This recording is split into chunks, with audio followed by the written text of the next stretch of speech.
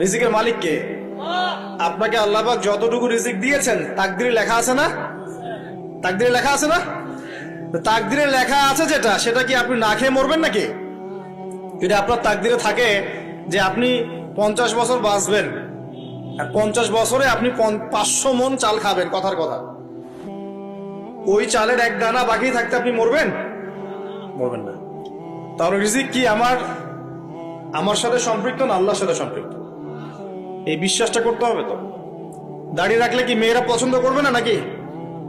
বলেছে যে বিয়ে করবো না দাড়ি রাখলে, এমন কথা বলেছে? যদি কোনো মেয়ে এরকম কথা বলে, ওই মেয়েকে বিয়েই করার দরকার নেই আপনার। যদি কোনো মেয়ে আপনাকে বলে যে দাড়ি রাখলে ভালো লাগে না, শেভ করতে হবে, না হলে বিয়ে হবে না, বিয়ে করবো না, ওই মেয়েকে বিয়ে না করাই উচিত আপনার।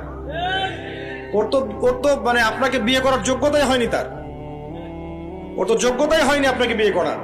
সে তো দাড়ি নিয়ে প্রশ্ন তুলছে। যে মেয়ে বলবে যে নবীর সুন্নত আছে এজন্য আপনাকে পছন্দ করি, তখন বুঝবেন যে হ্যাঁ, এই মেয়ের মধ্যে ভালো কিছু আছে। যেই মেয়ে দেখবে যে আপনি নামাজি কিনা, যেই মেয়ে দেখবে আপনি নামাজি